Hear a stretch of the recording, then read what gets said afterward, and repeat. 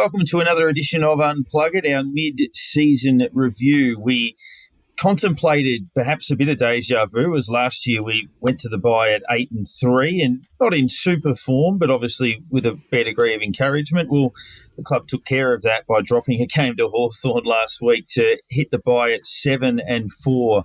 Clearly our most disappointing performance of the season, but obviously it is a string of about 5 weeks of below average form. There's a lot of reason to believe that the club certainly needed the bye in terms of where a few guys were at physically, like Jack Steele and a couple of others, but ultimately a really disappointing loss, and one that, I was absent from the podcast last week, but I actually thought the Giants win was maybe better than a lot of people had thought. I felt like they hung in there pretty well in that game against a team that has shown quite a bit of strength this year in the Giants, and obviously they backed that up by beating Geelong at Kardinia Park, and I thought that was a game that was a step in the right direction, but unfortunately the follow-up against Hawthorn was flat as a tack. And right from the word go, at quarter time we're in front, but if you looked at the stat sheet, we'd laid 6 tackles in the first quarter. Hawthorn had taken 7 marks inside 50 in the first 15 minutes of the game. It was just loose, it was untidy, and look, we should have been out of the game at half-time. Hawthorn, with the weight of numbers they had in the second quarter, should have been probably 6 goals up at half-time, but they weren't. And then it appeared inevitable in the second half that we'd win the game. We obviously pulled out to a 20-point lead early in the last quarter, and you thought we'd done enough. And then, unfortunately, we decided that, in our infinite wisdom, we'd kick the ball to James Sicily 1,000 times, and he'd mark everything. And we thought we'd miss Jack Higgins did mark everything. That's right. We thought we'd miss Mitch Owens, but look, he would have made that a little bit more accountable, and it was a really frustrating performance. And Ross Lyon mentioned it after the game in the press conference that we got what we deserved, and we absolutely did. Obviously, if Jack Higgins takes that mark, we probably win, but we would have got away with it against a side that was wasteful. And look, we didn't deserve to get away with it, and it could potentially hurt us big time in the run home. But hopefully, it is a wake-up call heading into the bye. I think personally that we've got 2 of the biggest games we've played in 15 years coming up straight out of the bye against Sydney and Richmond, 2 sides that we really need to beat. We've got to reassert ourselves straight off the bat coming out of the bye. Sydney are very vulnerable with injuries. The Tigers, caretaker coach can't make the 8. They're going to, you'd think, coast through to the line, even though they are still a dangerous side. But we hit the bye 7-4. We have said this a number of times that we would have taken it at the start of the year. We would not have taken it on Saturday morning, but we would have taken it at the start of the year. 7-4. Our draw is better in the run home this year than it was last year, but obviously a fair bit of work still to be done. You're going to have flat spots, but how do you get out of it? Nick, your views on that? That was really no way of sugarcoating it. It was a very bad loss. Oh, it was awful. It was awful. You're right. There is no way to sugarcoat it. And I think that after a performance like that, there is no point trying to sugarcoat it. It was awful. It was horrible. It was tough to watch. It was depressing. And like you said, Ross said we got what we deserved. And I thought one of the other, little bits of nuggets that Ross drops in his press conference is that he thought that we should have lost by 5 or 6. They dominated most of the game. They killed us in the middle. Our guys just could not get our hand on the ball. They kicked themselves out of it nearly. They kicked 10 more points than we did, and they won by 10 points. And if they'd kicked straight in the first half, they would have been 4, 5, 6 goals up at half time. And the fact that we were still in it at 3/4 time, let alone leading, and kicking the first goal of the last, like you said, to get 20 points up and then drop it from there, having been dominated to that point, you think at that point, with a few minutes into the last quarter, you're 20 points up, and you go, we've gotten away with one here. We've stolen one that we shouldn't.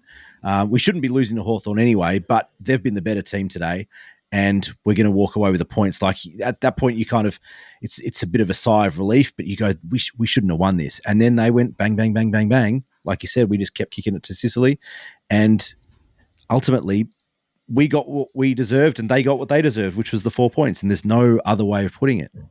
And H, I don't know about you, but not so much the Higgins spilt mark and then Hawthorn kicked a goal at the other end on the counter attack to get within 8 points. We were clearly wobbly at that point, but when Hawthorn kicked the next goal to get within 2 points, you could absolutely see what was going to happen. There was almost no way. It was just inevitable. They were running over the top of us, and you're like, we're just watching this in slow motion. Like, they're going to catch us, they're going to beat us, and we can't do anything about it.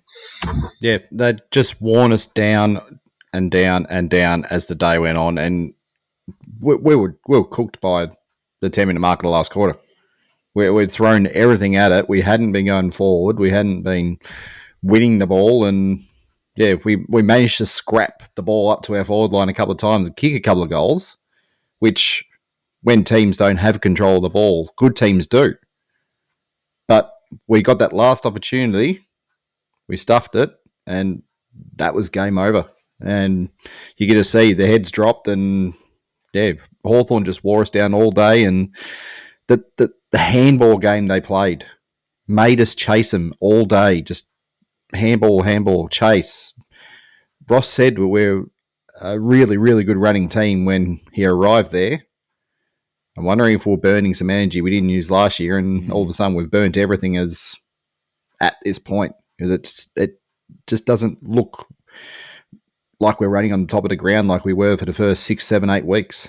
We're stuck. We're basically running in mud at the moment. It seems like it has really changed, and we've gone from being the hunted to the hunters now. We're struggling to keep up with teams. So it's North. We sort of saw a little bit of it. They used the ball a bit. Adelaide ran all over us.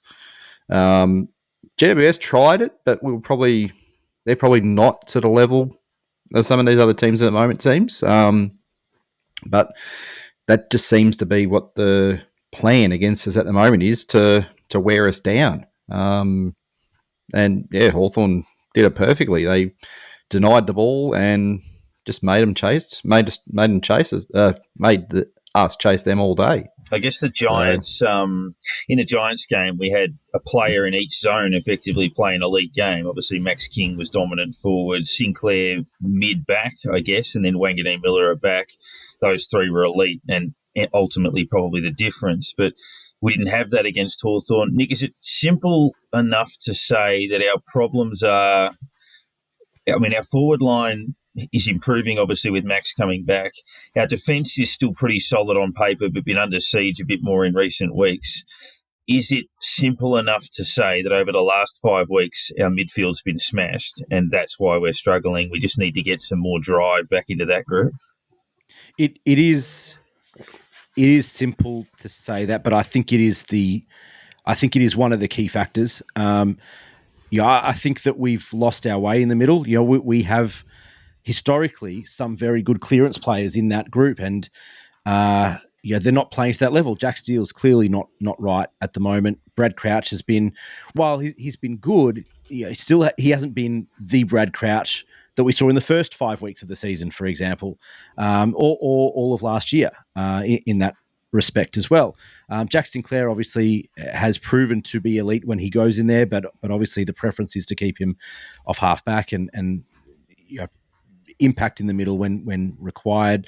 But I think one of the things that we've heard kind of whispers around over the last couple of weeks is that we've been in a real heavy training load for the first half of the season, in that the pre-season training block essentially continued through the first half of the season, and not much changed in terms of the fitness training and the running and all that type of stuff. And Ross's key point is that the guys need to run. If you can't run, you don't play.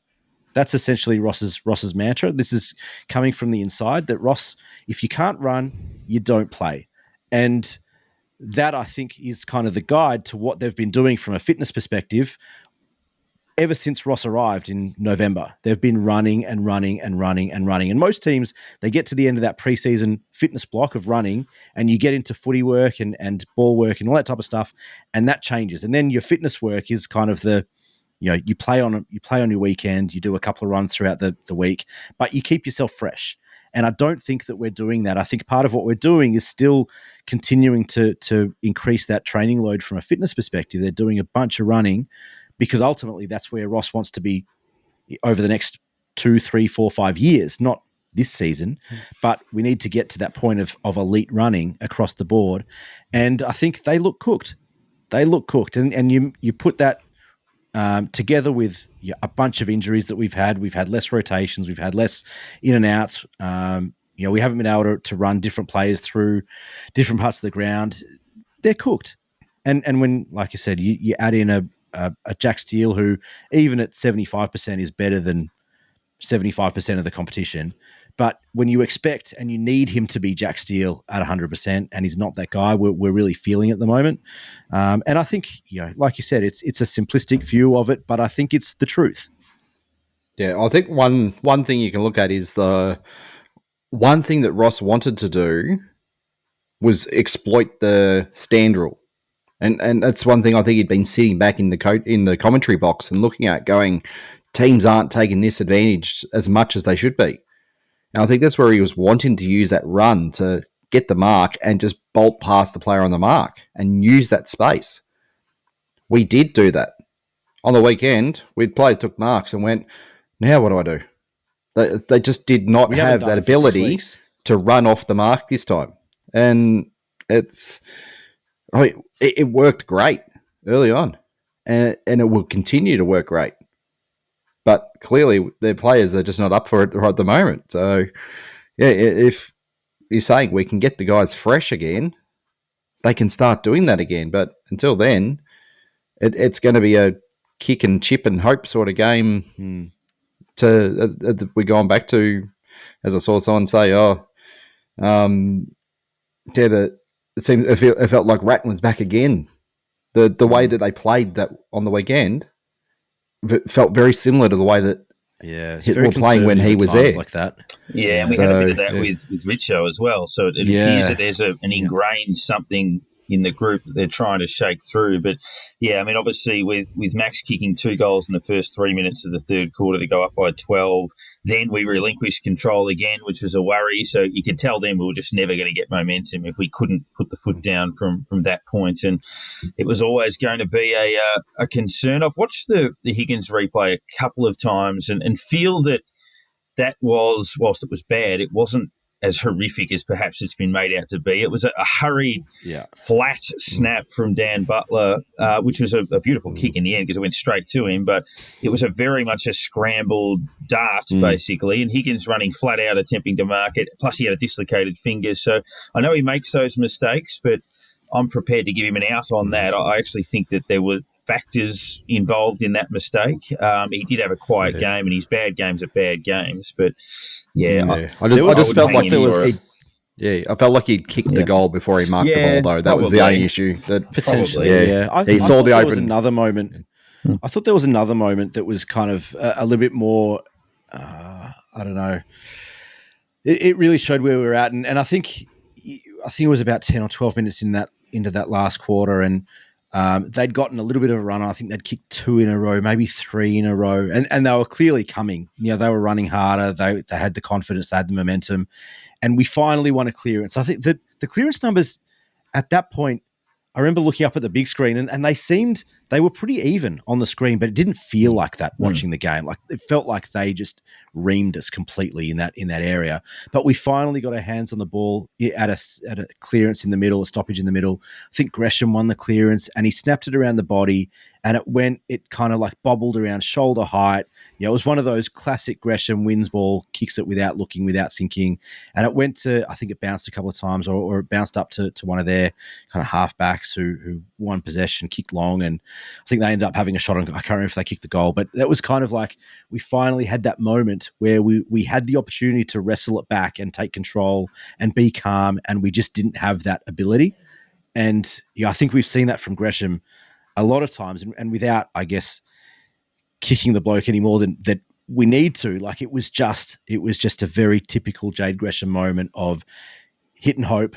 And ultimately, when it comes to those moments, hope's not enough. You need to be better than that, and we weren't.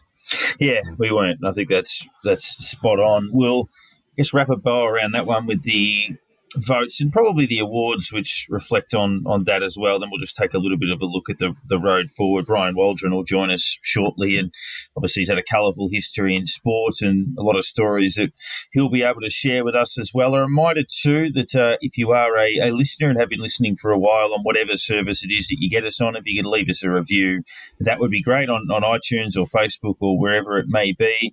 Our numbers are up, and it'd be great to obviously get some feedback in the review space. That's obviously good for us going forward. And follow us on socials, Facebook, Twitter, Instagram, etc. And we'll keep updating with little snippets and bits and pieces. But yeah, it was... You never know if it's easy or hard to do votes when you've played poorly. We had a couple of standout players. I mean, I gave one vote to Mason Wood. I thought he didn't make too many mistakes. His form's not quite what it was in the first month, but he's still going okay. I think Stocker's putting together a solid season, and he was okay. Crouch, I agree with what you're saying, Nick, that he's been pretty good, but hasn't quite been at his absolute best, but he was fine with 25 and a goal. Max King looked like he was going to kick 15. We just didn't kick it to him, but he gets 3 votes for a very good game. And Wanganeen Miller, again, probably over the course of the last 5-6 weeks, he's been our most composed player and certainly our best by foot, and he gets the 3 votes from me. Nick, how did you see it? Pretty similar. I would have loved to have given Stocker a vote here, but there weren't enough, and I'm not sure he was quite at the same level as some of the other guys that you've mentioned, which are the same. I gave 1 vote to Jack Sinclair just because, it certainly wasn't his best game of footy. We've seen him play a lot better, but he's just so composed. And there are moments, we've talked about Jade Gresham and what he does when he wins the ball, and Jack Sinclair is almost the opposite. You can see him, as he's taking possession, you can see him thinking through what he's about to do, and it doesn't take long. It's not like he dawdles, he doesn't take his time, but he just understands what his role is and what he's required to do at any given moment, and he's elite. It wasn't an elite game, but he is elite, and I think deserving of 1 vote. I gave 1 vote, like you, to Mason Wood. His last month hasn't been the same as the first month, like you said, but he's still a very, very good player and very important to the way that we structure up and line up, and he can impact, intercept possessions in the defensive line, obviously through the middle and on the wing, and then he can hit the scoreboard as well, and he's a really important player to our structure.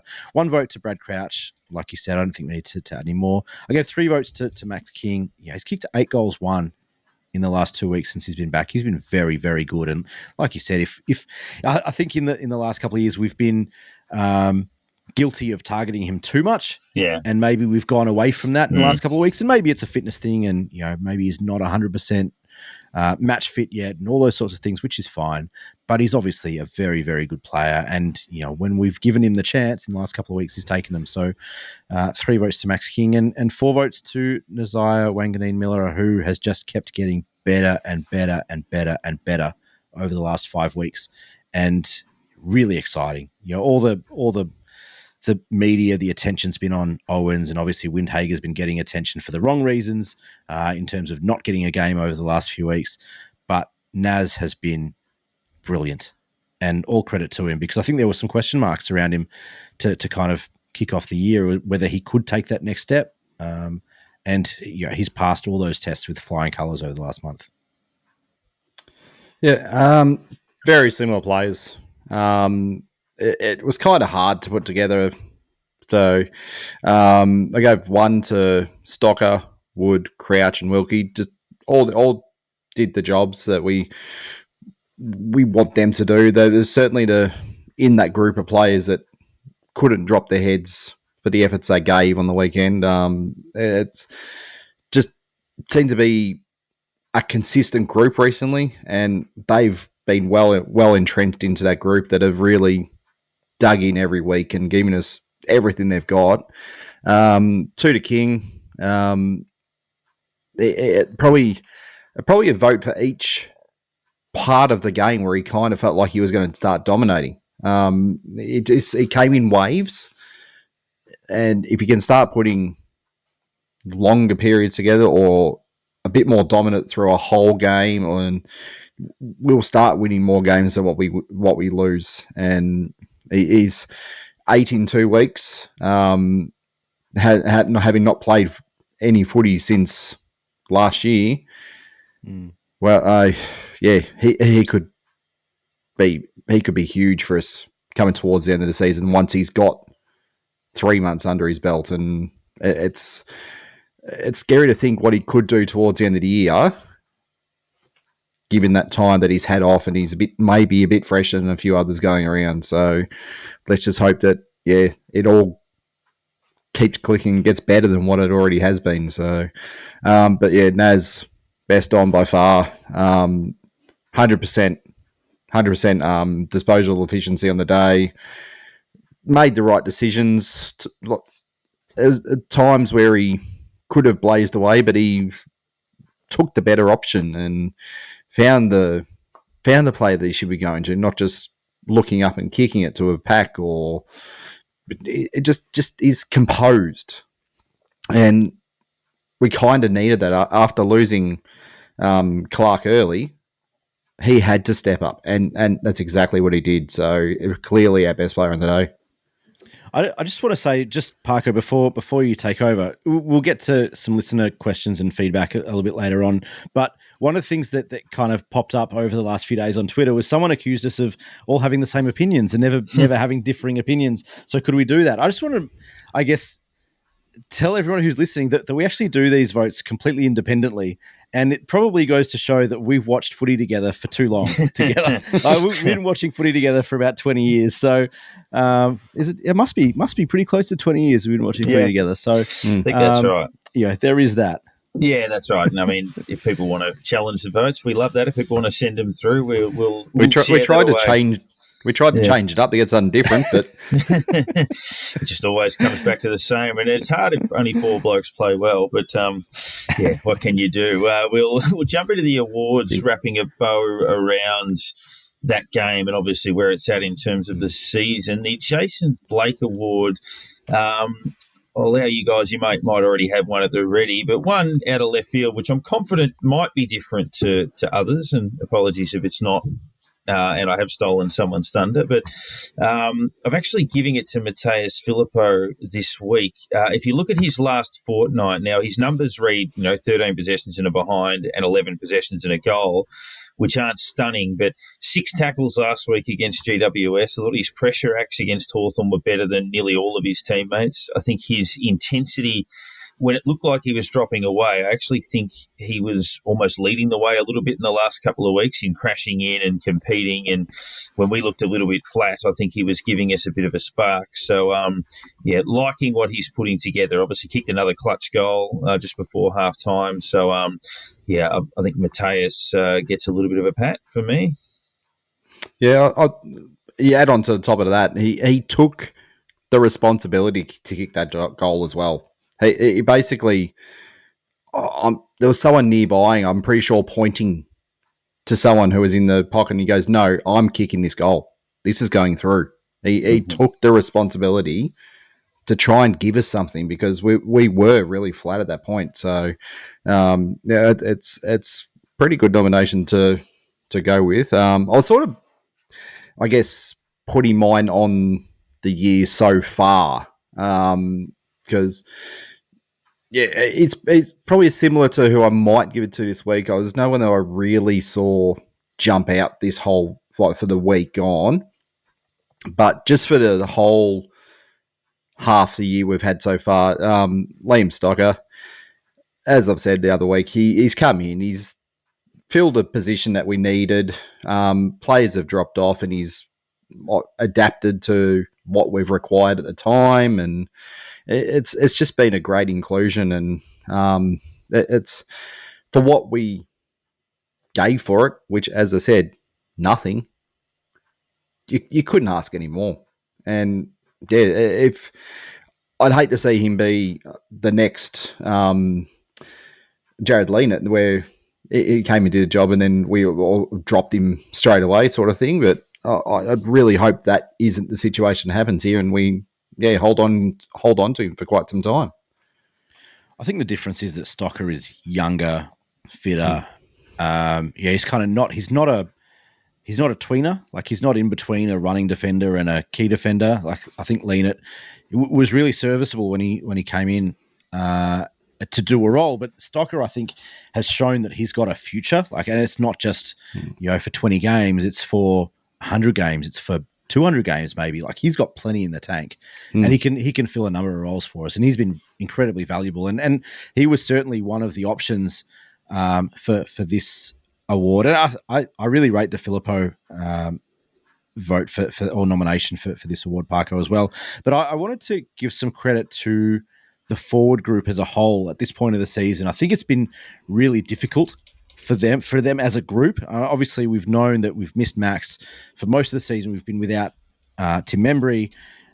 We've had a guy who's 200 centimeters, just about, never played a game of footy before, come in and held down for the most part a key position role in Caminiti. And then the guys like Butler and Higgins and Gresham to some extent, who all over the last few years would have got nominations for the Shannon Knoll Award, week after week, a number of times. And I think what they've done over the course of the first half of the season has to be commended. I think they need some credit, whether it's coaching, whether it's effort, whatever it is. They've done their job. And I don't think that we as a group, the public, whatever, give them enough credit for what they've been able to do as a group against all odds, backs against the wall, all that type of stuff.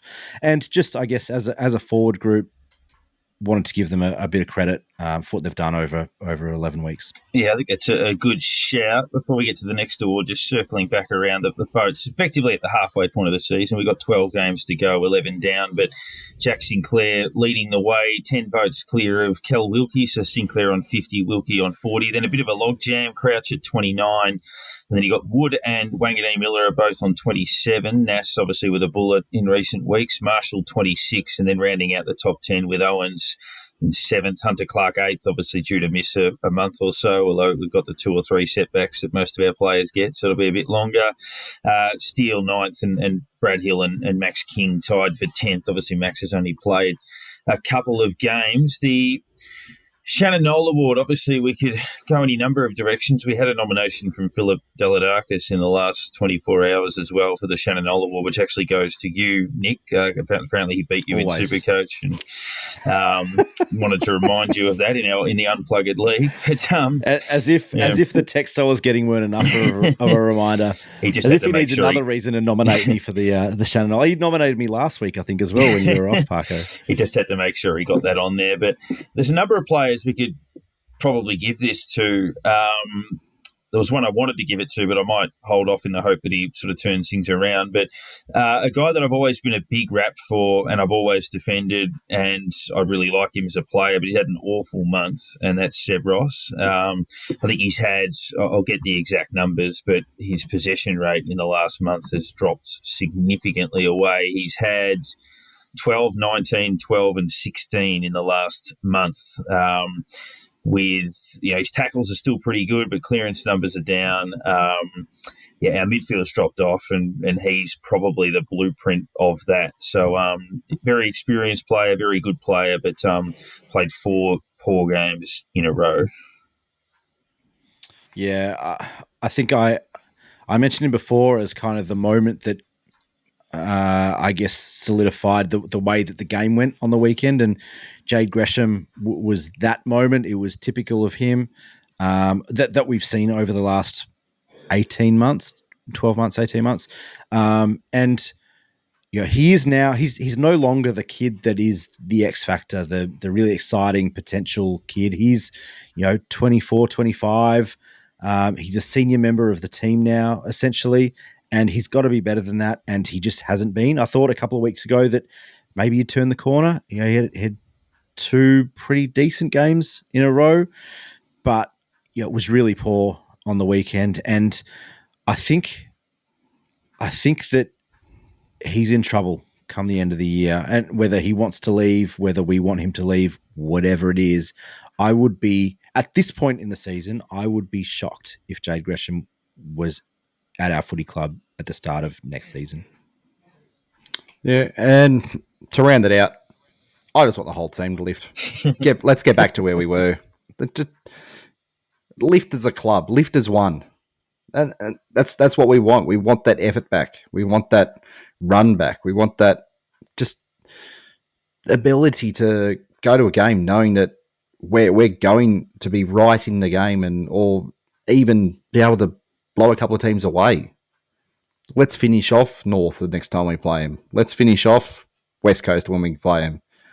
Let's have a couple of games that you go, wow, that was magnificent. That was football that we know that we can play, and football that other teams go, that's kind of scary. So let's just all lift as one unit and hit the second half of the season hard.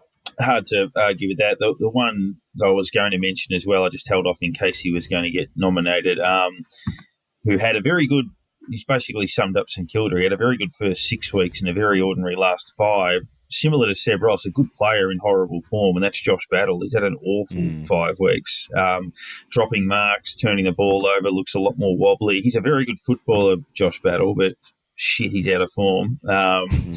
Yeah, need that to turn around in that defensive end to take some of the pressure off the Space Cadet Dougal and Kel Wilkie. So. He has been under more pressure than he was in the first 5 or 6 weeks, and I think he was just about in career best form for the first month and a half of the season as well, which kind of makes it even more disappointing. Yeah, and hopefully the break comes at a good time for these guys to refresh and get their heads back in the game. That's so St Kilda. I guess we almost had one. I thought for all money that Luke Parker would get off at the tribunal, but then they argued that as soon as I read their argument, I'm like, oh, we're sweet. But has anyone else got one? There's probably a couple of standouts there. Oh, there's a couple of potential ones this week. We've got Parker being continued to be suspended. You had the Richmond coach. Geez, he could have quit in 2 weeks' time and been first up against us the next week. It's been a couple of situations. We still have the ex St Kilda grand final player coaching them against us. So. And it would have come and there's one massive one which I'm waiting for. Yeah. I'm thinking we've lost Clark in the middle of the season again. Yeah, that's one that was mine. But it's obviously someone's 350th game next week, which is useful. He's obviously limping to the line a little bit. He's not in great form, but I'm pretty sure he played his 300th, 200th, and certainly 100th against us. I don't know how that falls. 150th even as well, wasn't it? Potentially. 200th, 250th? Yeah, definitely the 300th. That was a game where like Kieran Jack and everyone retired. And there was something along the lines of he also played his 149th and 299th or something against us as well. And it was his 100th. He got given a bath by Max Hudson. I think it was in Tassie. That was when he was playing for Hawthorn. But look, we'll look to that game next week. We've got James Wills on the podcast. We'll have a chat to him, and then we'll preview that Sydney game. But look, they've been belted around by injuries. They've still got quite a bit of talent, but and obviously they found a little bit of form with that fluky win against North, and then beating up on the shit tracks at Carlton. But looking at the year and obviously what has to happen, if we look at the equations, 13 wins probably gets you in. I thought we had 4 gimmies. Obviously, we've lost one of them, so let's hope we've got 3 gimmies. No such thing. But if we beat Hawthorn on the return leg, beat North on the return leg, and beat West Coast, that gets us to 10, and we'd have to find 3 more wins, which you would hope would be potentially Richmond, Sydney. You've got Richmond twice, actually. You've got Carlton again. You've got Gold Coast. You've even got winnable games against good teams like Brisbane on a Friday night at Docklands. Geelong are obviously out of sorts a bit at the moment, so we don't play them for a little while. Just got to catch teams on the day. That's a key. You get the ones you should win, and then you pinch the ones on the day that you maybe not would have, or you wouldn't have got normally, but you can just pinch some of those and. You might pick up another 2 positions on the ladder. And that's as simple as it is. That's how tight it's going to be at the top by the looks of it. So probably need to win at least 3 out of 4 coming out of the bye. Obviously, you've got Sydney, Richmond, West Coast. Brisbane's obviously a tricky game. Richmond won't be easy. Sydney won't be easy. But look, in an ideal world, you'd find a way to get those results. But, yeah, it's look, Marcus Windhager, I called Sandy on the weekend. Again, that's probably more a selection sort of one for next week, but he's had 38 and like 11 clearances and 15 inside 50s or something, was clearly their best player. Tim Membry, interestingly, struggled in that game. I think he had 11 possessions and 4 marks. Did you guys hear what Ross had to say about Windhager after the Saints-Hawks game? He was going to Sandy to watch Windhager, and he said that essentially a couple of weeks ago they gave Windhager a task to work on. He didn't say what it was, but he's got something to work on. We've given him this feedback. He got the feedback, I think it was after the Port game or after the North game, whatever it was. He's gone back into the twos and he's working on something specific. They're really excited for him. He said he was talking to Corey Enright, and Enright told him the story about how Jimmy Bartell played an entire season in the twos because he had something to work on. He was working on a particular thing, had something that he had to develop and grow and get better at, and then he was a superstar. And they're really excited about what Windhager has to offer. Pretty sure he's going to play seniors again this season, but they want him to play a long career with us, and he's got something in particular he's had to work on that he's acknowledged he's got to get better at, and that's the reason. So I thought that was really interesting. He did mention him before the game on Triple M as well, saying that he's desperate to get him back in the second half of the season and get I guess a consistent lineup going into it all. So he's in the plan for sure. But as you're mentioning, obviously is something that they want him doing, and once he's got that right, then he comes back straight back in. I mean, he's an automatic selection, but clearly Ross wants to see something. So he wants him there, but he's got to do it first. And obviously, Membry was still struggling a bit post-concussion. As we mentioned, Clark's out for a while. Daniel McKenzie's in the unique position of every week that passes, they add a week to his time out. It doesn't actually get shorter, it gets longer. So he's 2 to 3 weeks away now.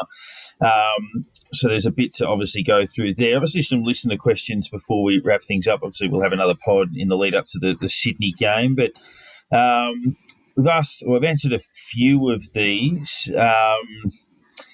Look, Martin says, should we play the kids in the midfield for the second half of the season? Ross, Crouch, even Gresh aren't a premiership engine room. Time to find out who might be. Some merit in that, and certainly you'd think Windhager would be one of those. And then obviously you're having a look at Burns and just seeing what you can do. Filippo's another one that can go in there. Even Mitch Owens, if they wanted to restructure the forward line, can go into that. Bots, we've kind of addressed that in terms of how to fix the midfield. I'm just looking at a couple of others. Dark Tracker, Nick says, what are we going to do to address the issue of giving opposition intercept markers 40 possessions a week? Why do we refuse to switch the ball and use Nass, Hill, Butler and Sink speed? Actually, mind-boggling how shit we're playing. Rather succinct way to finish that. We have been very average over the last 5 weeks. I mean, there's no hiding that fact. I think there is a good point about switching the ball. We don't seem to. We tend to go down the line, and we seem to play on the same line quite often. And we certainly don't.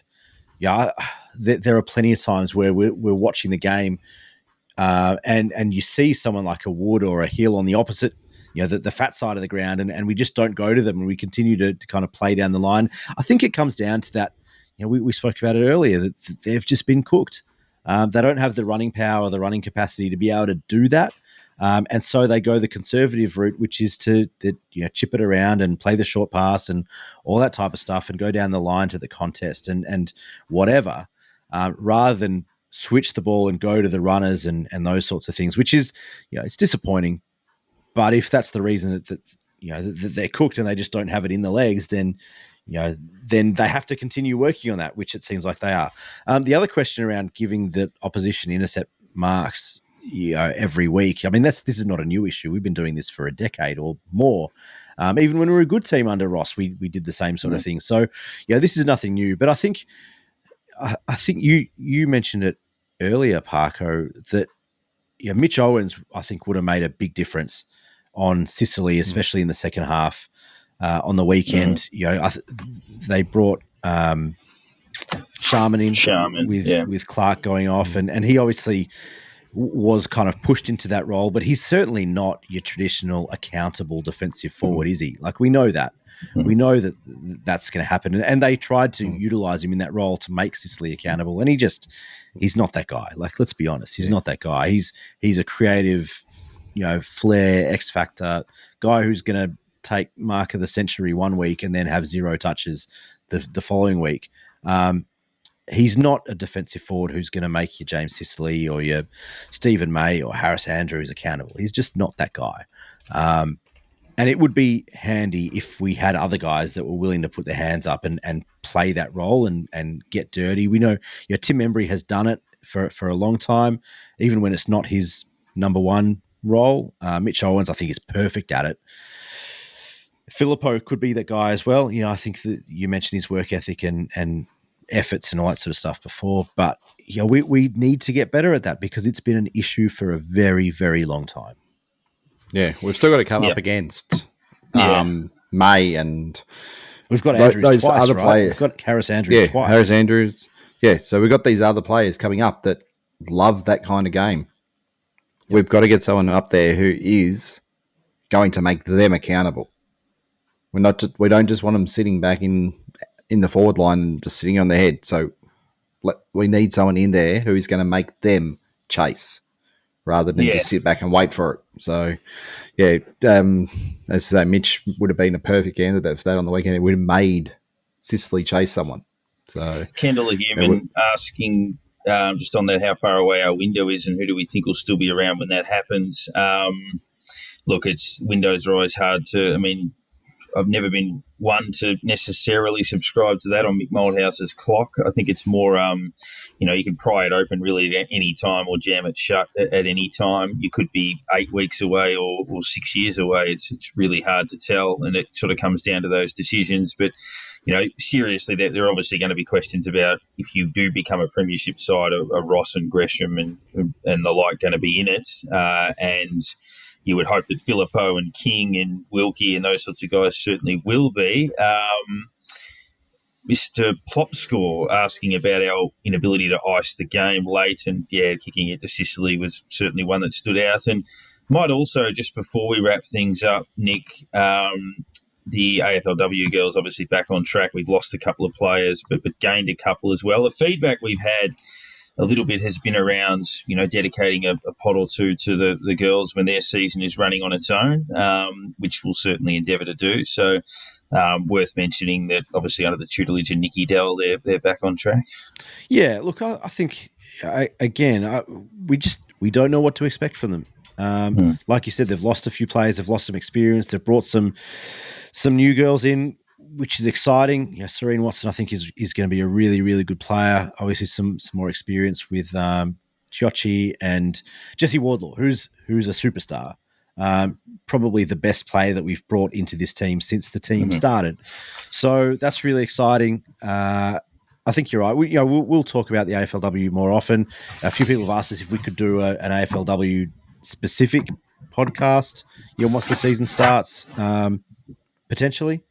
Yeah, expressions of interest. If you want to be a host, if you watch the AFLW every week. I mean, we generally do, but whether or not we could get up for 2 podcasts a week is probably tough with kids and schedules. We could try. We're certainly interested in also introducing a female voice for sure in terms of that space. So always an evolving beast. The podcast. So.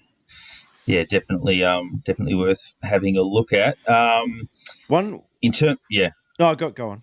All good. No, I was going to say that question around players to watch, which came through from the St Twit FC, I think, asked that question in regards to trade and free agency targets. Did anyone have any of those in mind, or is that more a later on in the year conversation? Probably a bit of both. There's some whispers around Bergman from Port. He's a Bayside boy. I think there's some interest from what I've heard at our footy club about bringing him back to Melbourne. There's a few guys, obviously the obvious names, Ben King and that sort of stuff, who I don't think is going to be the priority at this stage. I think they want runners. I think they want midfield strength and power. We're yet to see the full inclusion of Windhager into that midfield group full time. So I think that will answer some questions potentially in the second half of the year. But midfield power and run is going to be a huge factor for Ross. It is his number one. It is his number one thing. I mean, we've heard it time and time again. It was in his initial press conference. We're a running team. He wants us to be a running team. Right now, we're not. And I think that'll be the number one thing. So they'll be looking at a number of guys that can come in and fit into that role, like a Mason Wood that can come in and run from day one. And I think that's going to be the priority. And going the other way, where do we think Gresham sits? Do we think he's been looked elsewhere? Yes. I'm the eternal optimist, so I hope he wins a Norm Smith medal. But yeah, I agree. I think he'd be one that would have some currency if we wanted to shop that around. Yeah, I mentioned I would be shocked if he was a Saint come the start of next season.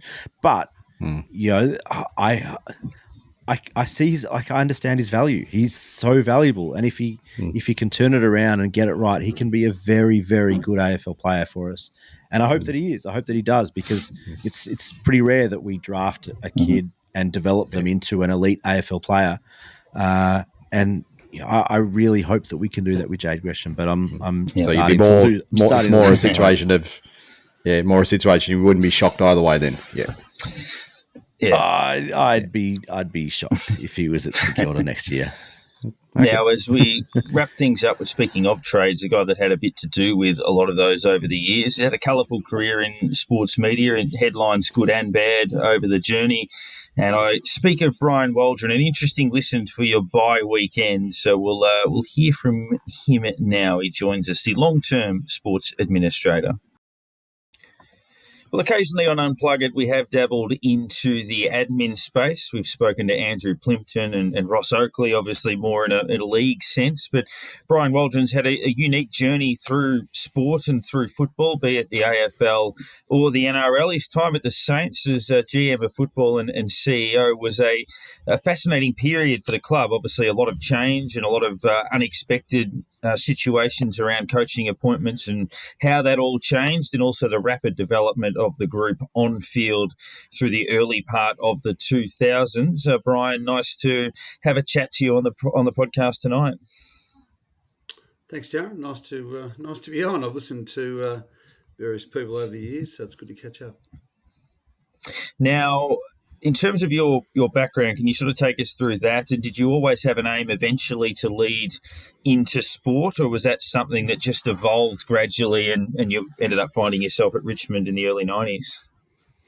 Oh, I'm 59 now, so it's a long time ago. I was like everyone. I wanted to play AFL footy and wasn't good enough, and then played amateur footy for a long time. I got injured really early. I was done by 26. So I was actually working at I actually went for a job at the VFL in the old days with a bloke called AFL OWTS as a junior development officer. I was a teacher for a couple of years and wasn't enjoying it a lot. I travelled around a bit, and I didn't get the job. And I got a letter saying, bad luck. If we can be of any help, let me know what we can do. So I rang him up and I said, why don't I get the job?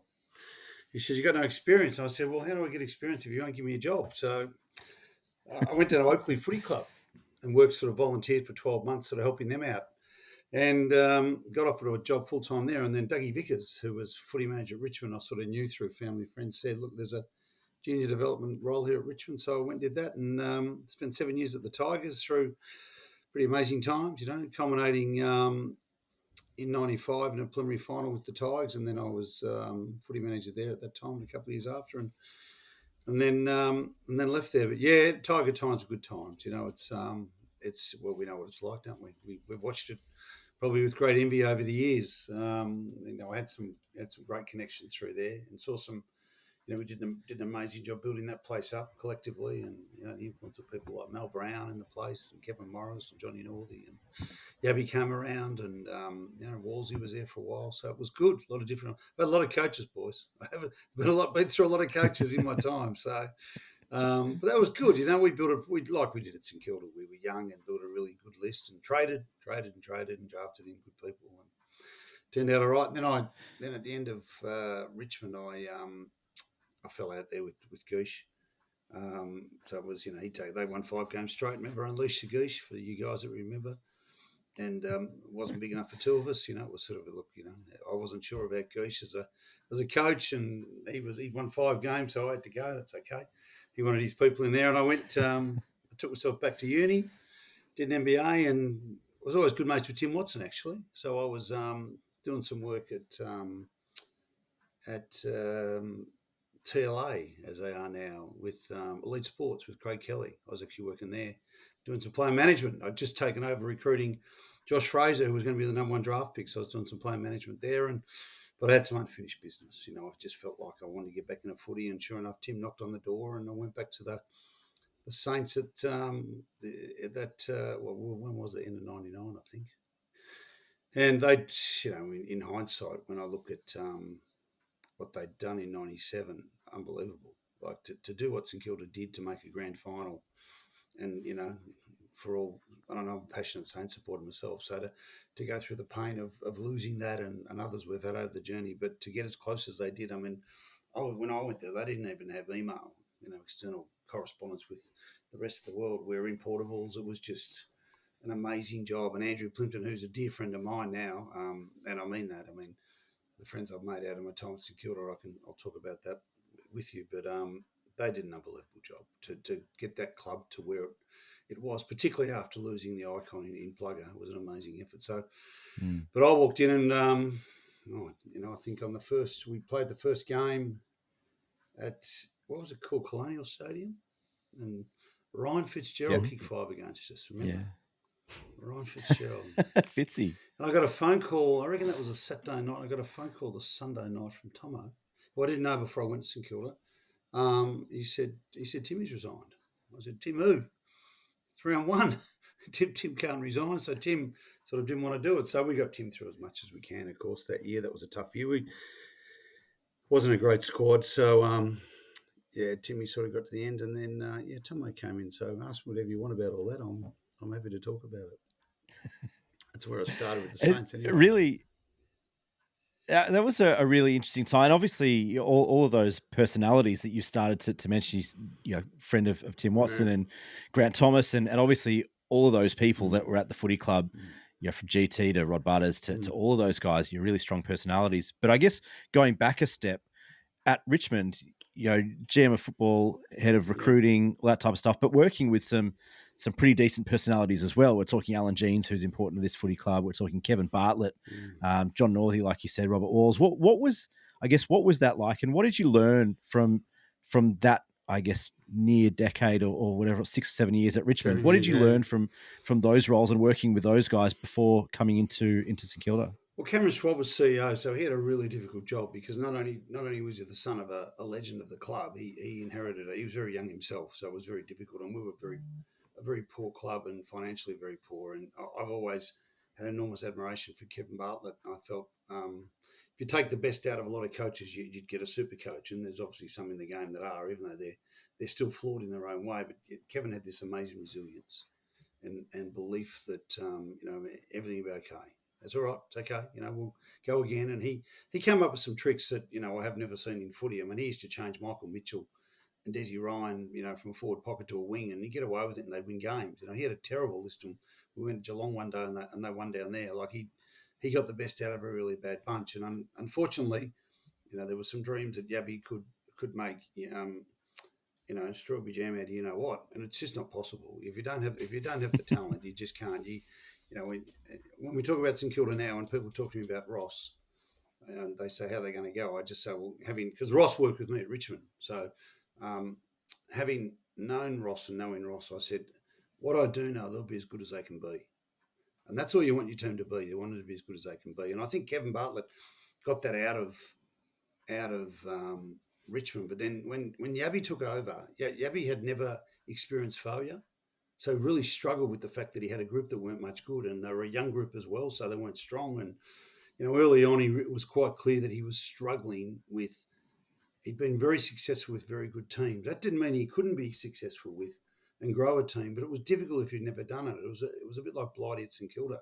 So, Yabby didn't have that. And so then he wasn't up for the challenge. Not only wasn't he sort of up for it, emotionally, but physically, he'd done it all. He'd been sick, as you remember, during the Hawthorn days. So Johnny came in, Swoop came in, and Swoop was fantastic. But he had this great us against them mentality. You know, there's some great tapes that you hear sometimes on social media. People put down, "Ever listen to this coach? How he'd stir them up and get them going." That was Swoop. I mean, he had an innate ability to know when to push them and when to hug them, and that's what you always knew with him, is that they played for him. And sadly, he left when he wanted a contract that he didn't get, and Wolsey came in. But I don't know how, 95 at Richmond was an epic year. I mean, I think we won probably 13 of our first 14 games, something like that, and played.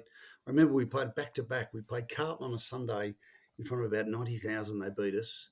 And then we batted up again the following Friday night in front of 90 again with Essendon, and we drew. It was an epic game. And I remember thinking, geez, this crew's good. And we made our way to the preliminary final. We beat Essendon at the MCG in a second semi, came from behind when Scotty Turner knocked out Mark Thompson or O'Donnell, in the third quarter, and we won that, and we went and got belted in by Geelong in the prelim. But we never saw the best of that crew, Richmond, because they let Swoop go and Wolsey came in. It was difficult. So you learn a lot about. Yeah, it's interesting. I mean, there was a lot of strong personalities at Richmond at the time, and there was always a spirit of GR. Graham Richmond hovered across the top of it, and I always used to talk about Richmond that they had an old boys crew that had an expectation of being successful, but didn't sort of understand what modern day success was like. And neither did I at the time. I'd never sort of been part of it anywhere, but it was there. The other thing I learned at Richmond was recruiting.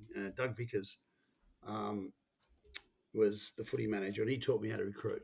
He taught me what to look for. And I mean, it's in you, I reckon. I reckon it's in you to spot talent, and you got to have the work ethic to do it. But Doug sort of took me under his wing and said, "No, I reckon you know what you're doing here." But, so my first draft there, I think it was 92, and that we just come out of the moratorium with the Adelaide Crows. So, we picked a couple of duds, but, we ended up also picking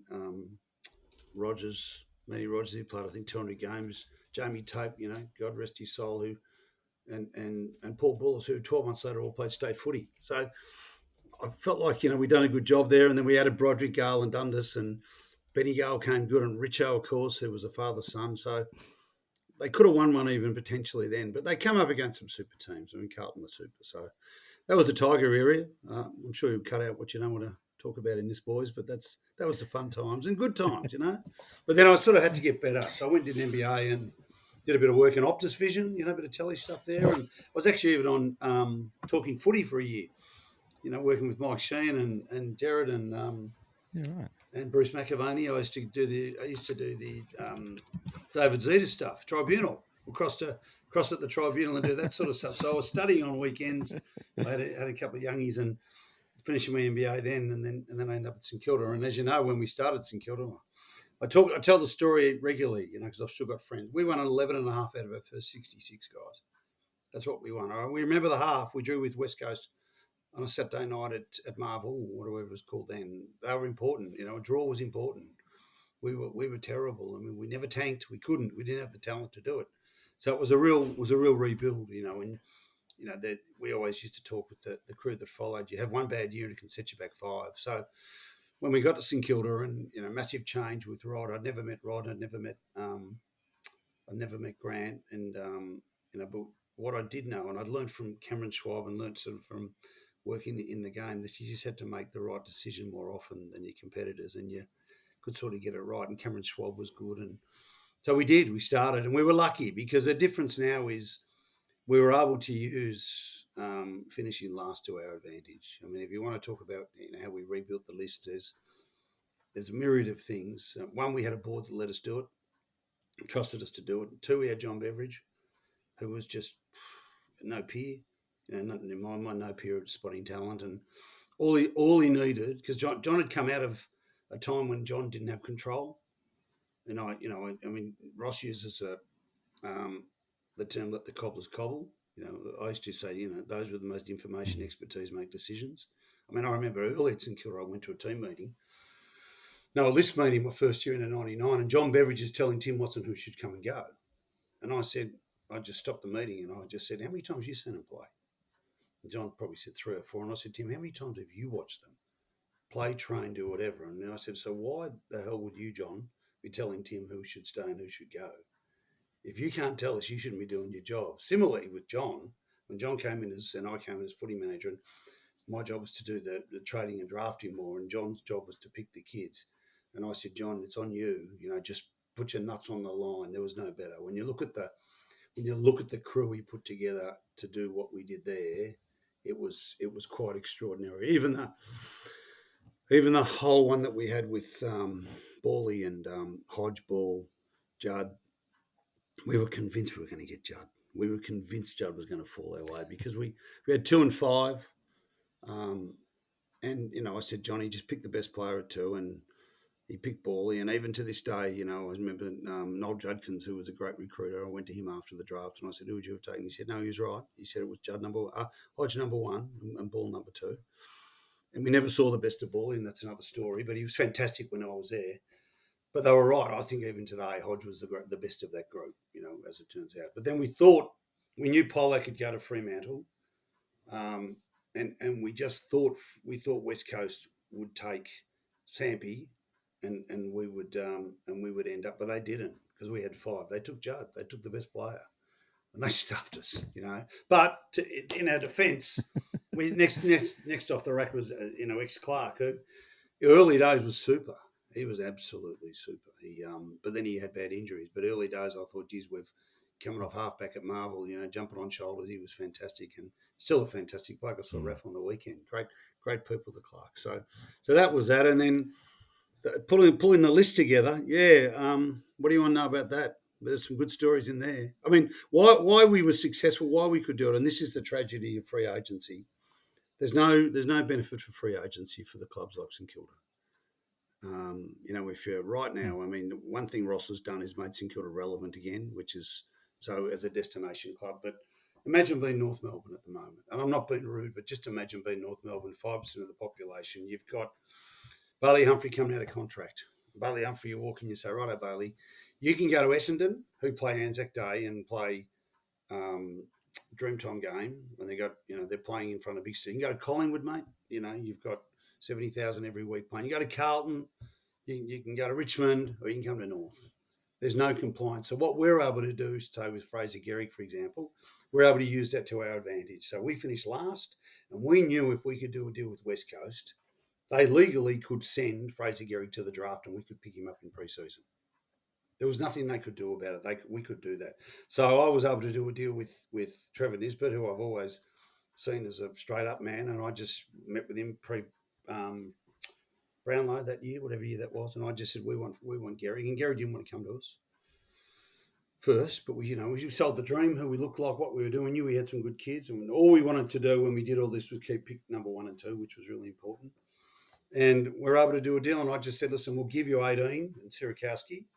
He said he wants to go to Collingwood, but if by day 2 they haven't signed, my word's my bond, I'll trade him to you.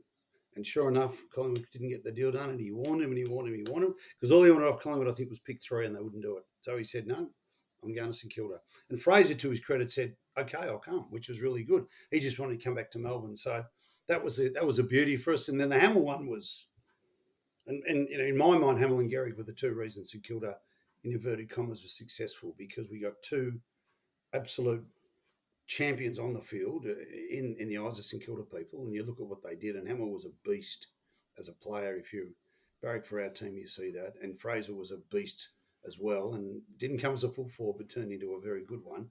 But off field, they were brilliant. Hamill taught people how to be professional people off the field. No one worked a room like Aaron Hamill. No one presented like Aaron Hamill. No one was able to teach people like Aaron Hamill. And then you had Fraser at the other end of the hallway just saying, this is how you do it. You just work your ass off. You can have a good time, but you want to be good. You got to do what I used to do, because I was taught by the best. And Hamill was taught by the best at Carlton.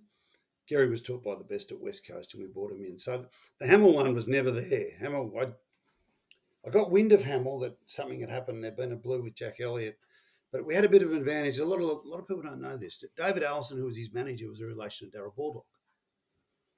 So we were able to we had a good relationship with Dave Ellison. Not many people did, but Dave Ellison was, I considered a bit of a cowboy, but we really liked him. So Tomo and I went around there the day of it, and Aaron was overseas, and Aaron was so they wanted him to go to the Swans, who would offer big money, but the Swans We won that one, which was a beauty. And we had to pay over the odds to get him, but we knew that's what we had to do at the time. But I was able then to go to Carlton and go, he's coming to us. But Aaron, to his credit, said, Brian, I'll come, but you've got to look after him. So we gave him pick 4 because we got pick 4 for Daryl Wakeman. So that's what we were able to do. So it was a fascinating time. My greatest regret of that time, though, with that came Blighty, and we had one player in the pre-season draft we'd identified in Vossi. We actually had 2. That's not right. We had another one. We had another one called Brad Scott. And Brad Scott was coming. So we thought. But Brad Scott had been injured that year, and we had Brad Scott. We got him round to Rod's place, and Brad, to his credit, rang me up and said, mate, I just owe it to Brisbane to stay and give them more. I know the deal's great, but I just owe it to them. And then we had a few. We had a crack at Justin Lepage because he grew up down the beach. He rang me up and he said, mate, if you give me that much, there'll be no money left for anyone else. So, we won't be able to build a team, which was right. Great players.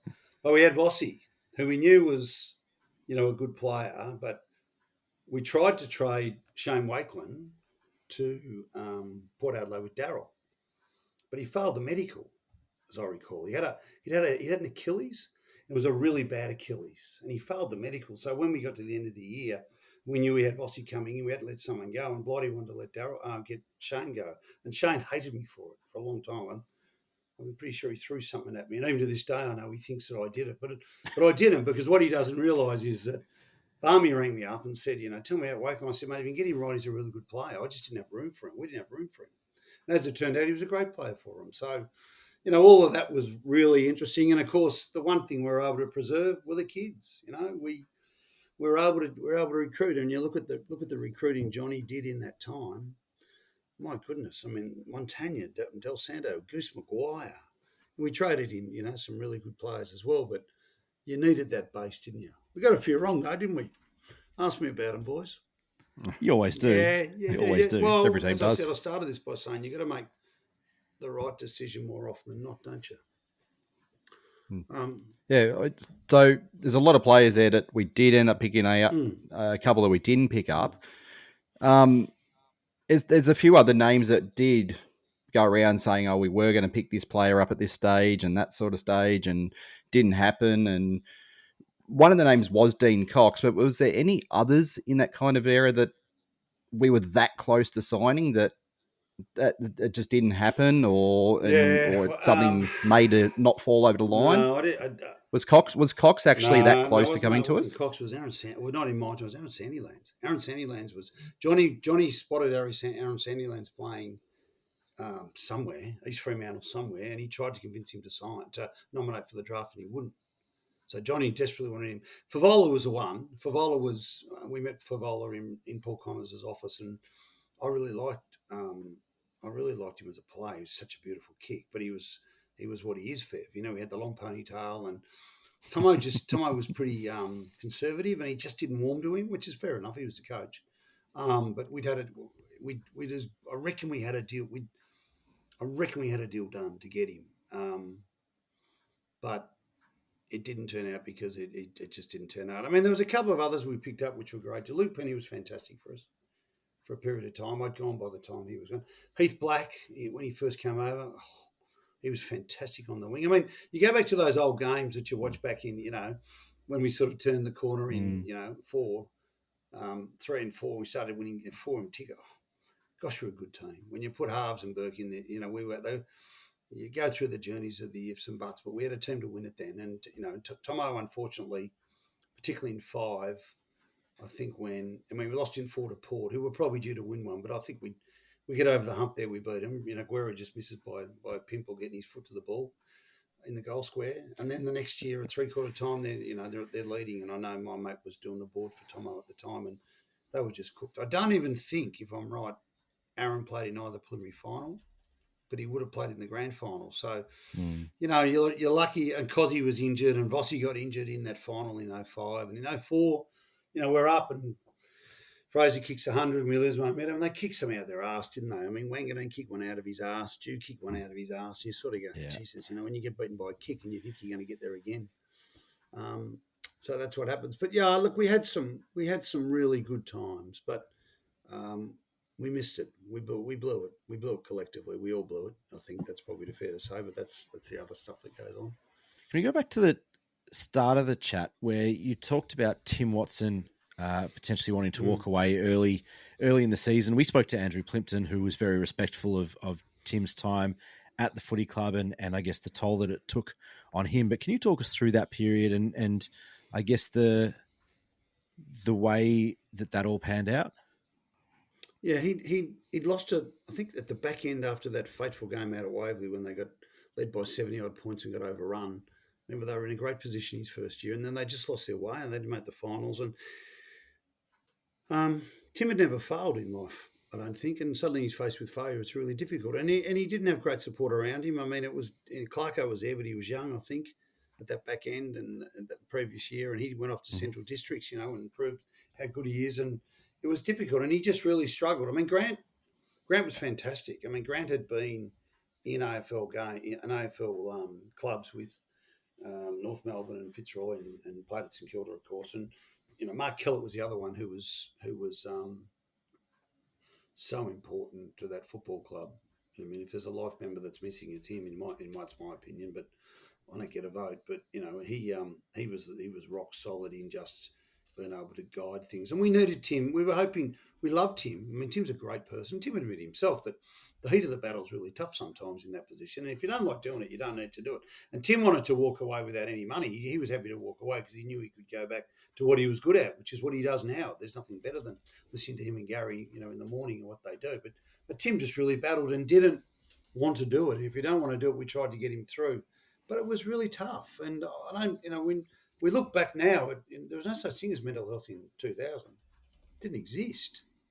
If you look at the stress I remember Tim going through, I mean, we had people around him.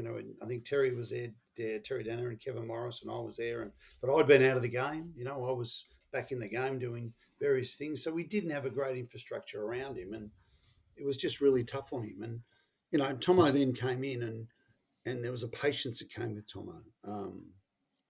And a guidance. I mean, Tomo was a mentor to a lot of those young blokes. Tomo was very smart. Tomo's very smart. Tomo soon worked out when you go back to, we got it was a bit of a brat pack in there that was unknown, but you had certainly Fraze and you had Blackie and you had Stevie Lawrence and Kappas and those blokes. And Tomo pretty quickly worked out who the golden child was amongst that. And that was a big G train who was going to, lead us through. And G's smart. People don't know. Fraser's actually very intelligent. He's very bright, highly intelligent. He's done very successful in business, as if you're aware that he's a very smart person. So he was smart enough to know how to work with Tomo, and there was an easy way they'd work it out. They'd have a slab of beer and they'd just leave each other alone. That was okay. That's how life was for those two in those days. That's the truth. They said, right, we'll just work together. And there was a mutual respect for who they are. That's how they did things in those days. And that's what it was. So, but we got it. So Tomo sort of weeded a few out and brought a few more in. And, yeah, it turned. I mean, it turned remarkably, didn't it? But it turned because you get in that sweet spot, guys. You get 50 games in a blokes. I look at the Gold Coast Suns now and I go, they're nearly there. You can just see it in the way they play. They're 2.5, 3 years in becomes 4, and you get to that 50 to 70 game. If you can collectively get a group who are talented enough through together, you can do something special potentially. And that's what we had. If you look at that core of coming, I mean, Geelong were in the same boat. I mean, Geelong will end up out of that great era they had. They're probably going to have 6, 7, 8 Hall of Famers. St Kilda had some great players that unfortunately got struck down with injury and things just didn't click when we needed it to. But we had a great group together in those days. So what happened? You want to Brian, know? walk us through the. There you go. well, I guess I think one of the things that we all kind of it gets hinted at and people talk about it from a fan perspective, but the falling out between the senior coach and the president of the footy club, you as the CEO, kind of in the middle of that relationship or whatever from a club perspective. Walk us through that period and the impact it had on the footy club. Oh, I know. It was 3 of us. We all fell out. 3 of us fell out. That's the truth. I mean, Rod and I, we're all. Rod and Grant sadly aren't great, but I'm fine, and I've got great respect for what Tomo did. But Tomo's Tomo. Rod openly admits he lost his way, and things happen in footy club. I think Rod and I often talk about we blew it. We blew the chance. I think had I stayed, I feel like we would have been a better chance because I sort of had Tomo in a position that I was able to work, and Tomo's very headstrong, but I felt like he trusted my footy instincts and I trusted him to do what we did, and we had a good relationship. I'd gone by the time the blow up happened with Rod and Grant. I would be flabbergasted if there anything that Rod. I mean, I know Rod made and he's regretted it, sort of saying, that he was functioning, highly functioning, with issues, social issues when he was president. I don't think that impacted on the team at all. That was my take, and I've said that to Grant, so he wouldn't be surprised to hear that. But it certainly didn't impact on my time. But I'd left, don't forget. So I don't know what happened sort of 5, 6, 7, 8, apart from what I was watching. But it's sad. It's sad for the players. I mean, I saw a couple of the players at a game a couple of weeks ago. It's sad for them. They're sad that Rod and Grant don't get on, but that's life. That's how it is. But they're both getting life membership this year. And I mean, look, people will be critical of Rod, but I can tell you, we had a board in that day. We had Ray King, who's obviously the King boy's uncle, a grandfather.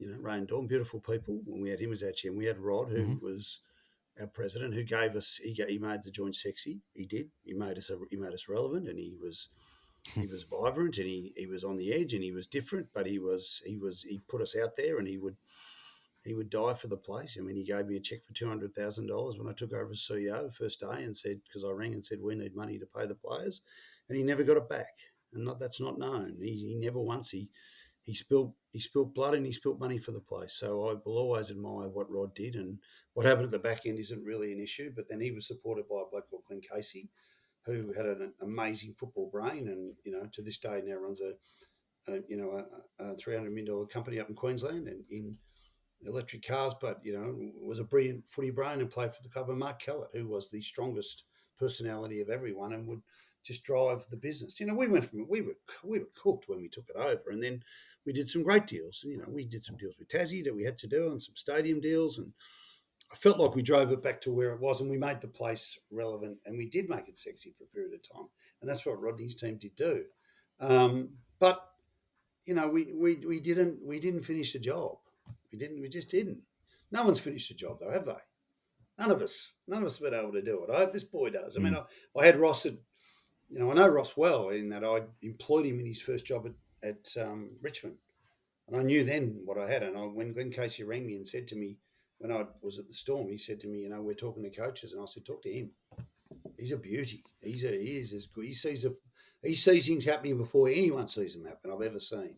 No one I've ever seen in footy sees it. But that comes with a personality that is not that easy to manage. That's Ross, and that's Dennis Pagan, and that's Alistair Clarkson, and that's Damien Hardwick, and that's all of them. I mean, they're not sitting behind a desk looking at a screen. They're wheeling and dealing in their brain. How do they get the edge in everything they do? So that has consequences in other ways. They're fascinating people, aren't they? So I'm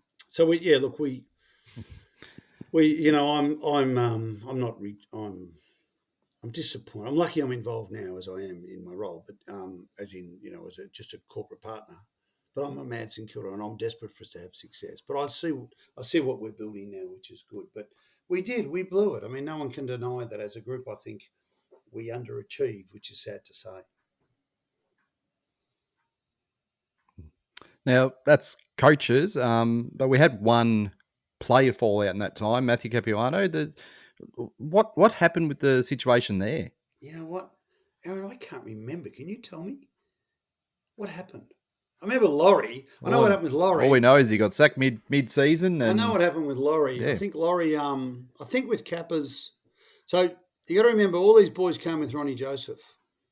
So Blackie, Fraser, Kappa's, and Laurie all came with RJ. So RJ had a little place down at Hampton down the road, and Blighty too. Blighty came too.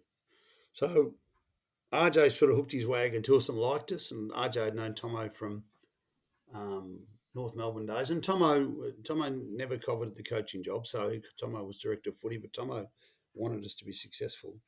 So they were all RJ's boys. I think Kappa's just sort of wasn't necessarily Tomo's cup of tea, and Kappa's had played in a flag, and maybe just he wasn't sort of driven as much as Tomo wanted him to. I mean, Sorry, Aaron, I can't remember it that well. I can sort of picture him going, but I can't remember too much. What I know, Laurie. I mean, Laurie was just a little bit loose, but Laurie was a good player. Laurie was a good player. We got a couple out. I mean, the other one who we got out of there was Grammy.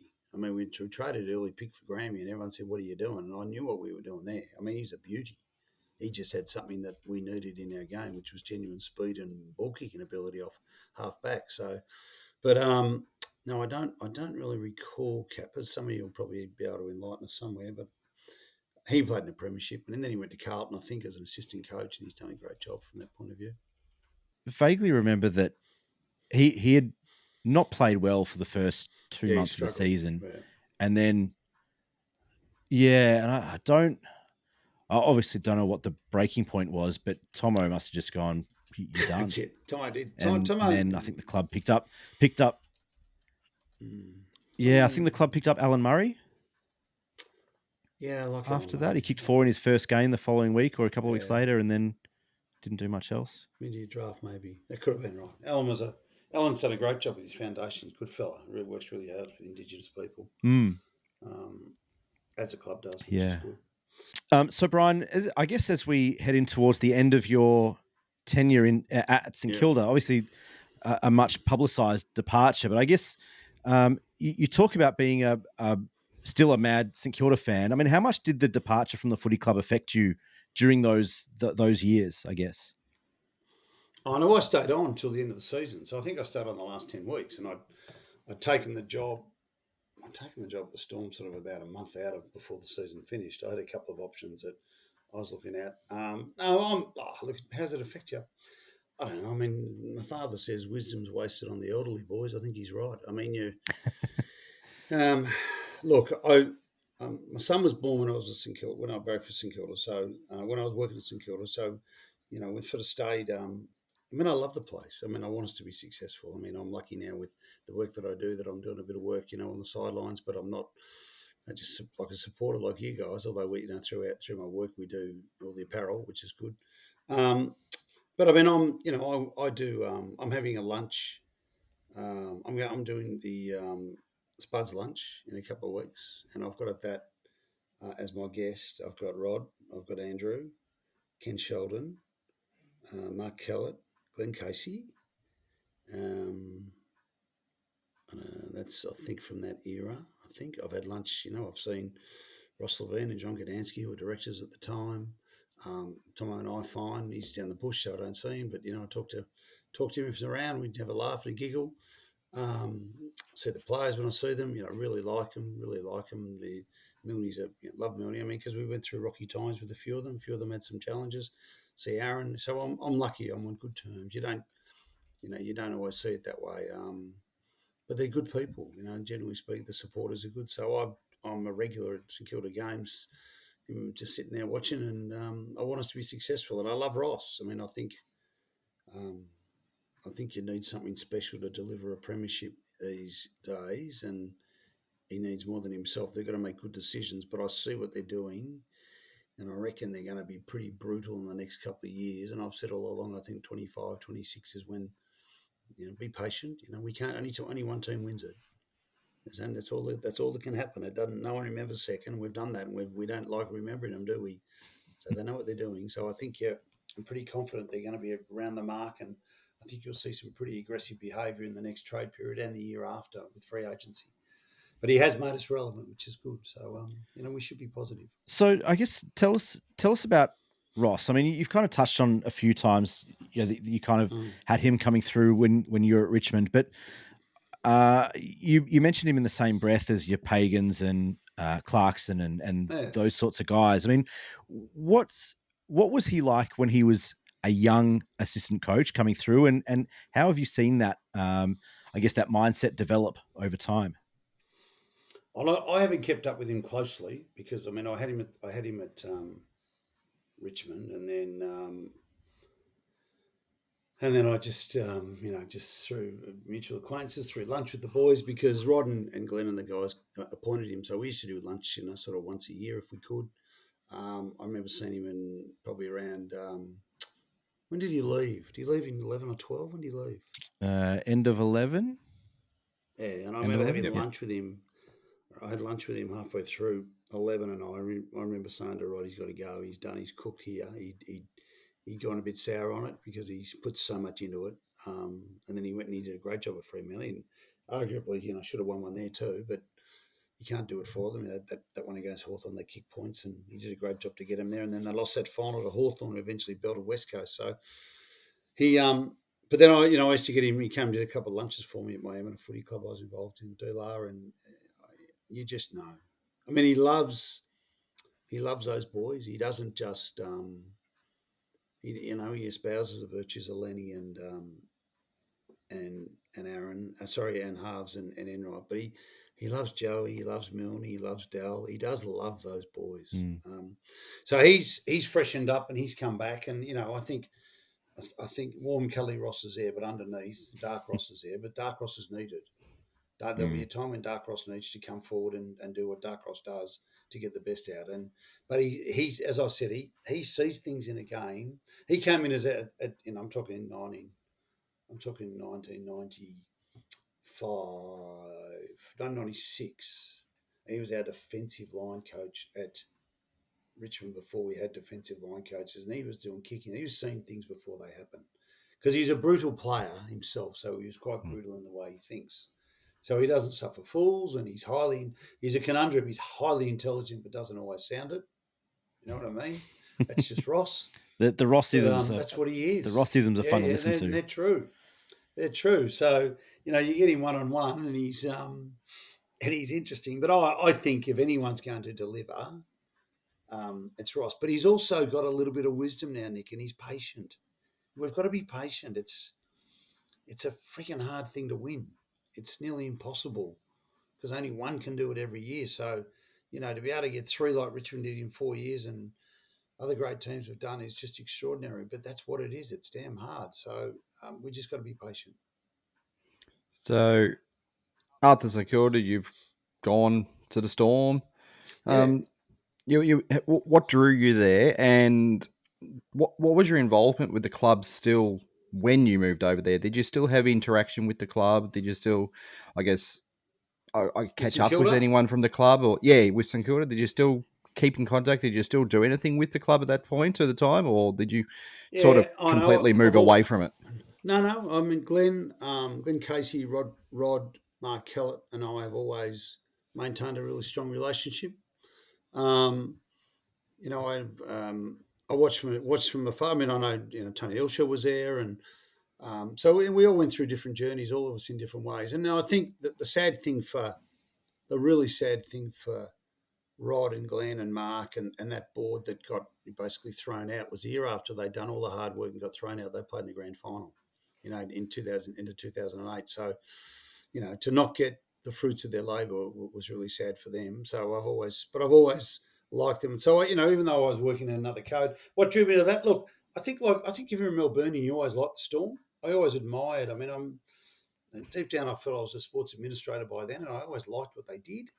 And there was something fascinating about a team that could do what they did, come into a competition in a foreign market and basically win a premiership in their first year.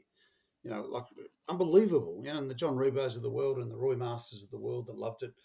And you'd watch them and you'd think there's something about this. And there was a fascination to just do something different in a different code. And I liked what they presented to me. I mean, I had an option to go back into another league club, and I chose not to. I chose to go to a different code. And I really enjoyed it. It was fantastic. I mean, I love the rugby league people. Incredibly down to earth, salt of the earth, genuine people. And, it's an iconic club now, even still to this day, with what, aside from what we went through post my departure, a fantastic club. And even to this day, I mean, they're still making great decisions. And I'm good friends with Matthew Tripp, the chairman in particular. And we've known each other for 40 years. So I'm fortunate that I've still got some connections there. But, I mean, clearly what took place is, really sad and disappointing for all the people involved. So I've had to keep a distance, and it's not something I'm proud of. But, that's part of life's history, that we're involved in things that aren't great, in our personal life and in our public and private life. That's how it is. But, we had an amazing team. And you look at last night, look at the names of the people coaching the team that won. I mean, it's no coincidence. I mean, Billy Slater, I mean, if you look at the team they put together through, which Peter O'Sullivan put together, coached by arguably the greatest coach ever, if not the second, and they had four legends of the game. You know, they had, you know, Cronk, Smith, Slater, and Inglis, you know, who are four of the greatest players, you know, to play their position in the game. So it was no coincidence. And, you know, it's not a difficult game. It's not a difficult game to get right structurally, rugby league. You know, it's very different than AFL. It's very structured. You get a 1, 6, 7, 9 and make it work and build it around the edges, and then throw in a bloke like Izzy Folau, who's a freak. It's quite amazing, you know, what some of those players can do. So that was good times, and yeah, really sad. But you know, paid the price in a lot of ways, and rightly so.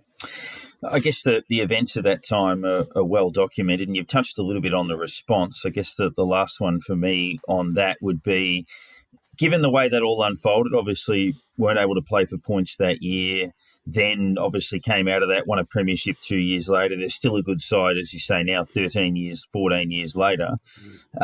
Does it surprise you, A, that they were able to, actually they won quite a few games in that 2010 year, even though they weren't playing for anything, and then obviously to salute and win a title 2 years later. I would imagine as somebody that looks at some of the cultural issues that St Kilda have perhaps had over the years, and think you'd have to have a pretty strong environment to be able to do that. Oh, amazing leadership. Amazing leadership. Good people. I mean, Craig Bellamy, great person. Frank Panisi, outstanding person. Cameron Smith, magnificent player and rock solid human. Supported by Billy and Cooper. And then, you know, they got some people there that went through that place that people don't know about. There's a guy called Brett White, unbelievable leader. You know, just boy from Cooma, came down from, I think, from St George seconds or Canberra seconds. I think it was St George at the time that were recruited. Just an unbelievable leader. I mean, I actually bought in. You may not remember these guys, but I bought Chris Jones in, who was at St Kilda with me. He came across in 2007. And I brought Brian Phelan across as well, who was head of welfare at St Kilda. So I said to our guys at the Storm, I said, there's some things we do in the AFL that are really damn good that we need to bring across to this code. And that's what we did. So Chris ran the high performance program for all the kids coming through, and Brian looked after welfare. And that's part of it. I mean, they've got a couple of major advantages in Melbourne. One is you can do what you want in Melbourne as a rugby league player and no one knows. But you can also enjoy the highs of Melbourne, which is unparalleled in Australia. I mean, yeah, we've got the weather, which we know about, but even then you've got beautiful places around Richmond and in the city to enjoy, you know, the comforts of the open fire and the bars and all those type of things. So a lot of the players settled in Richmond, Hawthorn, inner city, loved it, you know. And early on when I got there, I remember I got in a cab and somebody said to me, they're not really part of Melbourne. So we drilled into people. You've got to, if you don't want to be here, don't be here. But if you are, you've got to let people know we are Melbourne's team. And they became Melbourne's team. They still are Melbourne's team. They are. We wanted to exist as well as, and had a great team of people that made us exist as well as, and then put success with that and get a new stadium and bring some Origin games here. And people suddenly go, this isn't too bad after all. And, you know, we don't give a rat's ass about, there's no such thing here that, you know, we care about New South Wales people. We don't. I don't think. I think we admire great sports people, whatever the sport is. So that's why the Rebels are disappointing they can't get it right. But Victorians love winners, and Melbourne and Storm are winners. And even now, I mean, you know, they went through that horrible time, but there will be people that will go, and we came through it for the better for it. And that's something in life experiences. It's called experiential learning. So they strengthened through that with some amazing people in their business. I mean, as I said, you know, the likes of Brett White and Ben Cross and Ryan Hoffman, who's still there, Ryan Hinchcliffe, they're all still there. Or if they're not there, they're working with Queensland. It's quite amazing when you look at the group they put together, but that's in the art of getting the people and coming down. And as I said, we brought leading teams in. So we brought in Jones, we brought in Phelan, and we brought leading teams in from St Kilda, which is Ray McLean. And if you know leading teams, that whole thing works on the time. Mm-hmm. They're done when they're no longer required when you teach when what they teach you are doing yourself. And I remember Craig said, you know, what's all this about in his own way? And he got up first. And Cameron Smith was the one who believed in it because he'd done some work, I think, with Collingwood or someone. And he'd give it to Craig. And from there on, Craig was a disciple. If there was an openness about getting better, that's what they wanted to do. We never once in 5 years put a curfew in place. Never once had to tell them not what to do. They self-disciplined with a great team. That the problems there were few and far between culturally, because they were in Melbourne to win, and they were winners. And if you didn't want to be part of the winners, you can exit yourself out. So I mean, it's a moot point discussing even the hows and whys of the impact of the breaches and the salary cap on the success of the team. But pound for pound as a team, amazing team. And it's no surprise 2 years later, with I think only really the major out of it was Inglis, who's a champion player. I mean, Inglis won a Churchill as a number 6, which, if you understand rugby league, is like a playmaker, and he's not a 6. That's how good a player he was. But he left, but the rest of them were, there, and they're great players. So I'm not surprised, no. It's a great club. I guess to put a full stop on that period, because obviously it must be difficult to remember and talk about and all that sort of stuff. But I guess looking back at the period that followed your departure from the Storm and seeing what happened around the rest of the league, with a lot of the other clubs, whether it was Cronulla or Parramatta, the Bulldogs, you're all with breaches and that sort of stuff. I mean, how do you feel looking back at the league over that period, given what you went through as a club and you personally? Oh, look, Nick, it's a no-win situation for me to even comment about it. I mean, it is what it is. I mean, there's no point, is there, really? I mean, if I'm proud of anything, it's with that period of time I maintained my integrity and I kept it to myself and I took responsibility. That's, it is what it is, and it's it's for others to decide. But it was really difficult. But there's no feeling sorry for me. I was captain of the ship, so you take responsibility as captain, don't you? And for a long period, it was difficult. I won't deny it was tough, but it was tough for those around me too. It was tough for family and friends, and it still once in a while it comes up, but a lot of people forget things, and fortuitously, and you get an opportunity again in something that I enjoy doing now, as I can talk about a bit later. But look, and I walk into St Kilda and I'm proud of what I've done there, and I'll see Craig and we have a good relationship. We went through really tough times, and Frank Panisi, I never see them much, but if I do, there's never an issue. Good people, and they're all human. They've all made mistakes. They've all done good things and not so good things. And, hopefully the Storm people in the wash somewhere down the track are able to go, well, yeah, but there was some good that he did too. I'd like to think, when I hear Clint Newton talk about, the impact I had on the club, that's nice, but it's never going to undo the stain of what it is. But that's life, guys.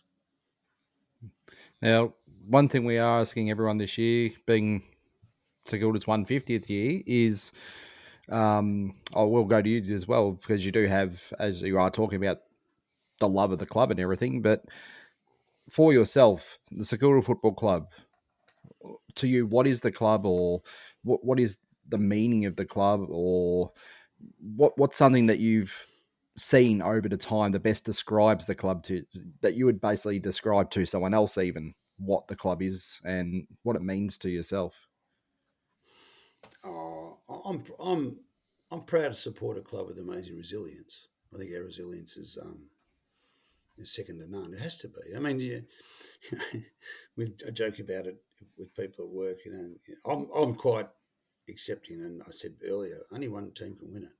That's the reality. So you can battle all you want, but if you don't win it, there's no prizes for coming second. So we've arguably could have won 5, 6, and we haven't as a club. So it takes great resilience, but you become a bit desensitised, don't you, to the fact that we haven't been able to get one. But I can see, I think I can see in people like Andrew and Rod and Coco Roberts,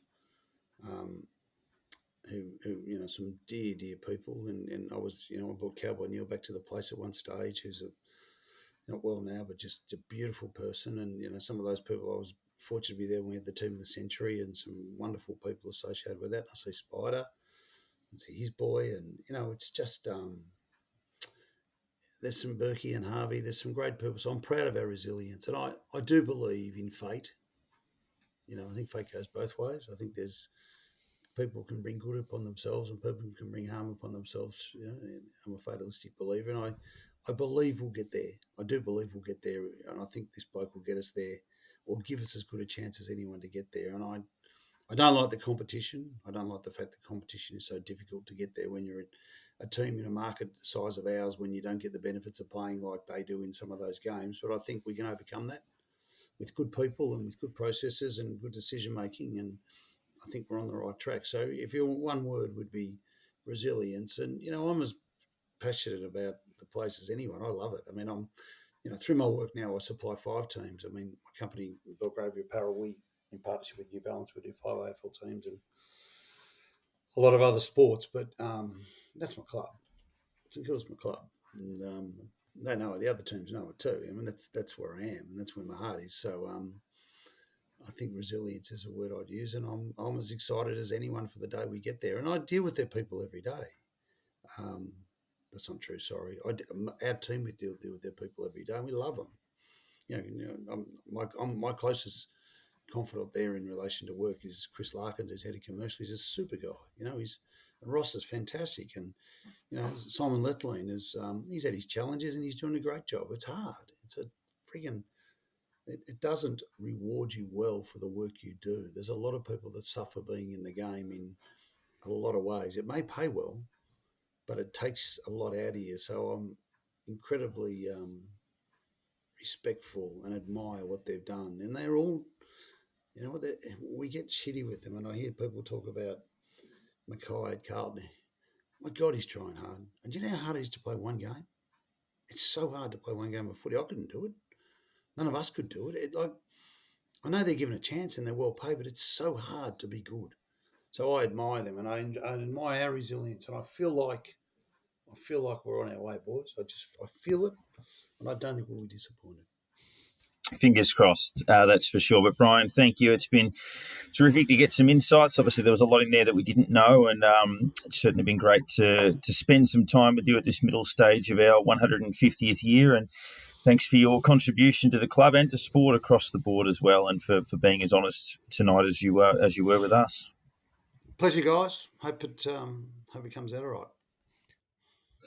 That was Brian Waldron. It's been our by-edition of Unplugged. We'll be back early next week, given the Thursday night fixture against Sydney. We'll have a chat to Jimmy Gwilt, one of our more popular cult heroes, a man who made an instant impression coming to the club, and then was a very good player as a defender in the back end of his career, and really looking forward to that chat. He's doing a bit of coaching these days, and he was always a popular figure amongst the Saints, and one of our best through the 2010 grand final and grand final replay. But that'll do us 7-4 at the bye. You can listen to our back catalogue. Remember to rate and review, and we'll catch you again early next week in the countdown to the Swans.